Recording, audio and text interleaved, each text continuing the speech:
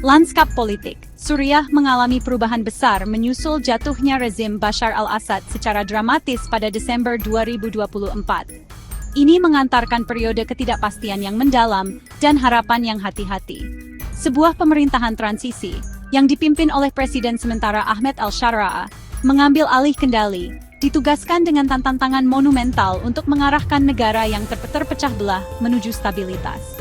Namun, pemerintahan baru ini rapuh, otoritasnya lemah, dan kemampuannya untuk mengendalikan seluruh negara sangat terbatas. Kekosongan kekuasaan yang ditinggalkan oleh kepergian Assad telah menciptakan lingkungan yang tidak stabil, di mana ketegangan lama memanas dan konflik baru dapat meletus dengan kecepatan yang menakutkan, membuat kelompok minoritas merasa sangat rentan di era baru sejarah Suriah yang tidak terduga ini.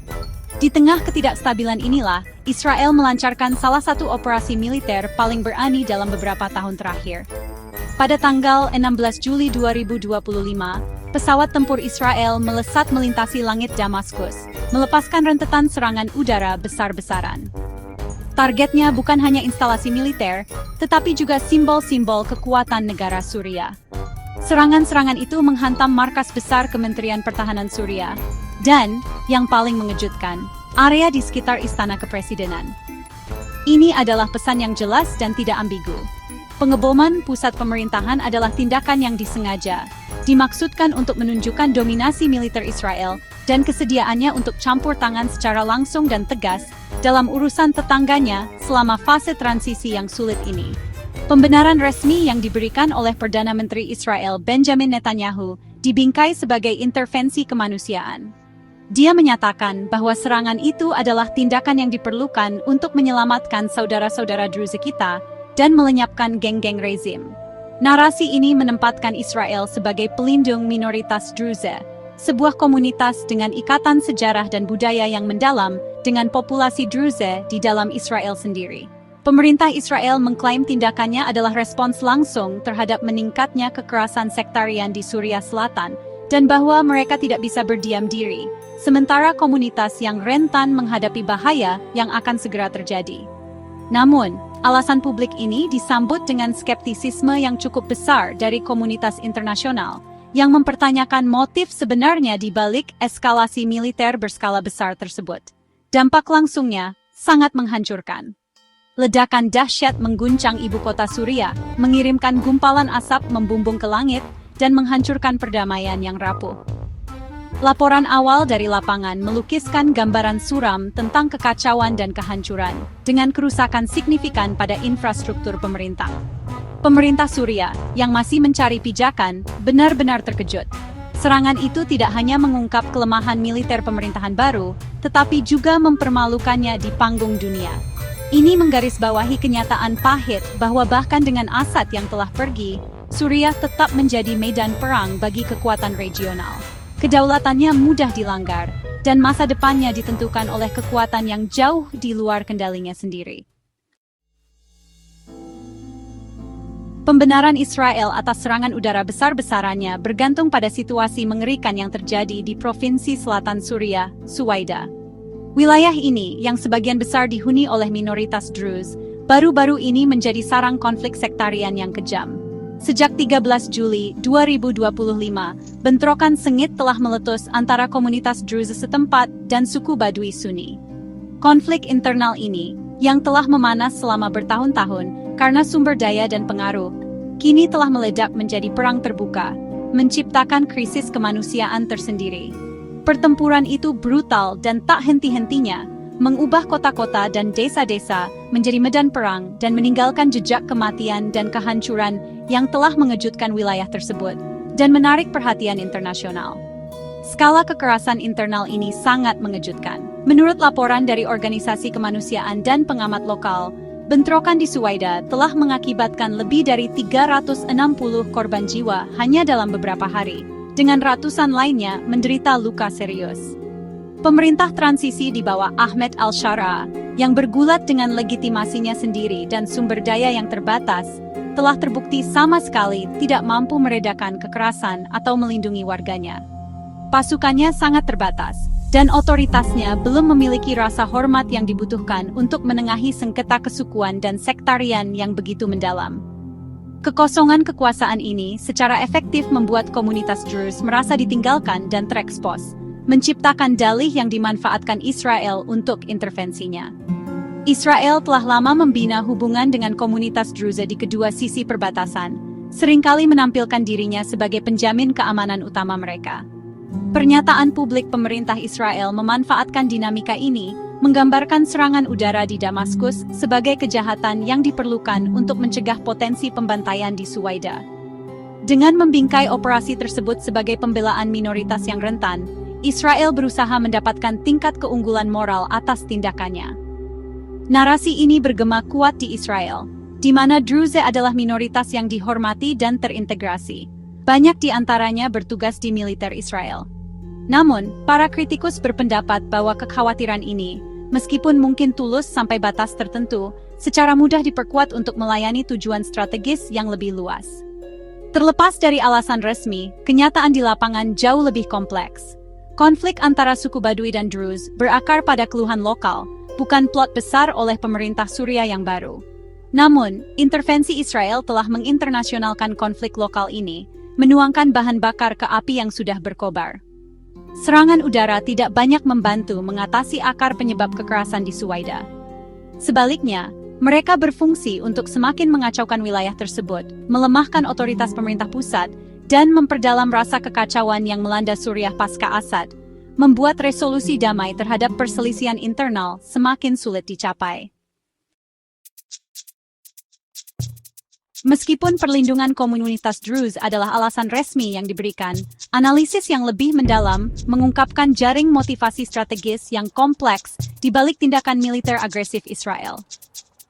Bagi ahli strategi Israel, jatuhnya rezim Assad menghadirkan peluang dan ancaman signifikan.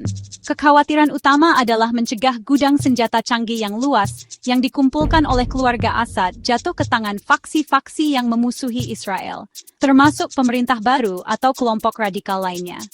Serangan terhadap markas militer dan fasilitas penyimpanan dapat dilihat sebagai tindakan proaktif untuk merusak dan menghancurkan kemampuan ini sebelum mereka dapat digunakan untuk melawan Israel, memastikan superioritas militernya tetap tak tertandingi. Selain itu, Israel telah lama berusaha untuk membangun zona penyangga keamanan informal di Suriah Selatan. Area ini, yang berdekatan dengan dataran tinggi Golan yang diduduki Israel, memiliki kepentingan strategis yang sangat penting. Dengan campur tangan secara tegas, Israel bertujuan untuk membentuk realitas pasca Assad di lapangan, mencegah munculnya negara Suriah yang kuat dan bersatu yang dapat menimbulkan ancaman di masa depan. Menjaga Suriah tetap lemah, terpecah-pecah, dan terlibat dalam konflik internal, melayani kepentingan keamanan jangka panjang Israel. Sejak penggulingan Assad, Israel telah secara dramatis meningkatkan operasinya, melakukan hampir 1.000 serangan dan menduduki tambahan 180 km persegi wilayah Suriah, secara metodis membentuk zona pengaruh de facto ini. Pertimbangan politik domestik di Israel juga tidak dapat diabaikan. Perdana Menteri Benjamin Netanyahu saat ini menghadapi sejumlah tantangan internal, termasuk Benjamin Netanyahu at press conference, courtroom sketch of corruption trial, Israeli parliament session at stock disequally. Persidangan korupsi yang sedang berlangsung, tekanan internasional yang signifikan atas perang di Gaza, koalisi pemerintahannya rapuh, prospek pemilihan awal pada 2026 membayangi. Operasi militer yang tegas dan berhasil seringkali berfungsi untuk menyatukan publik, meningkatkan peringkat persetujuan seorang pemimpin, dan mengalihkan perhatian dari masalah domestik yang mendesak. Efek rally ini adalah manuver politik klasik, dan waktu serangan di Suriah menunjukkan bahwa Netanyahu mungkin memanfaatkan keamanan nasional untuk memperkuat posisi politiknya yang genting di dalam negeri. Oleh karena itu, tujuan utamanya adalah memastikan bahwa Suriah tetap tidak menjadi ancaman untuk masa mendatang. Strategi Israel tampaknya merupakan pendekatan multi-cabang. Syrian army equipment being destroyed, surrendered Syrian soldiers, confiscated weapons in Syria stock distribute equally, melukuti militer Suriah, menciptakan penyangga fisik di perbatasannya, menciptakan kondisi yang mencegah konsolidasi pemerintah yang kuat dan bermusuhan di Damaskus. Pengeboman area Istana Kepresidenan adalah demonstrasi kuat dari kebijakan ini dalam tindakan. Itu adalah pesan tidak hanya kepada kepemimpinan Suriah yang baru, tetapi kepada seluruh wilayah, bahwa Israel tidak akan ragu untuk menggunakan kekuatan yang luar biasa untuk melindungi kepentingannya dan membentuk lanskap geopolitik perbatasan utaranya, terlepas dari siapa yang secara resmi berkuasa di Damaskus. Konsekuensi langsung dan menghancurkan dari pertempuran internal di Suwaida dan serangan udara Israel adalah krisis kemanusiaan yang mendalam. Kekerasan telah memaksa banyak keluarga untuk meninggalkan rumah mereka, menciptakan gelombang baru pengungsi internal di negara yang sudah hancur oleh lebih dari 1 dekade perang saudara. Infrastruktur penting termasuk jalan dan jalur komunikasi telah rusak atau hancur, sangat membatasi akses bagi pekerja bantuan kemanusiaan. Rumah sakit di wilayah tersebut benar-benar kewalahan, berjuang untuk mengatasi masuknya korban, sambil menghadapi kekurangan kritis pasokan medis, tempat tidur, dan personel. Biaya manusia dari konflik yang diperbarui ini diukur dalam nyawa yang hilang, keluarga yang tercerai-berai, dan komunitas yang hancur. Tanggapan internasional adalah kecaman yang meluas, terutama ditujukan pada tindakan Israel, Perserikatan Bangsa-Bangsa, dan beberapa kekuatan dunia mengecam serangan udara tersebut sebagai pelanggaran terang-terangan terhadap kedaulatan Suriah dan eskalasi berbahaya dari ketegangan regional. Sekretaris Jenderal PBB mengeluarkan pernyataan kuat yang menyerukan semua pihak yang terlibat untuk melakukan pengekangan maksimal, melindungi nyawa warga sipil dengan segala cara, dan menghentikan pertumpahan darah segera. Untuk bagiannya, pemerintah Suriah yang baru di bawah Al-Shara'a, yang tidak memiliki kapasitas militer untuk membalas, terpaksa menarik pasukannya yang tersisa dari Suwaida secara memalukan, secara efektif menyerahkan kendali provinsi yang tidak stabil itu, dan semakin menyoroti kelemahannya sendiri. Krisis ini berfungsi sebagai pengingat yang jelas tentang pentingnya melindungi warga sipil di masa konflik, prinsip dasar hukum humaniter internasional. Warga sipil di Suwaida dan Damaskus terjebak di antara berbagai tembakan kekerasan sektarian di jalan-jalan mereka dan serangan udara asing dari atas. Keselamatan dan kesejahteraan mereka harus menjadi perhatian utama. Komunitas internasional, terutama Perserikatan Bangsa-Bangsa, memiliki peran penting dalam menuntut akuntabilitas, memfasilitasi akses kemanusiaan, dan mendorong deeskalasi permusuhan.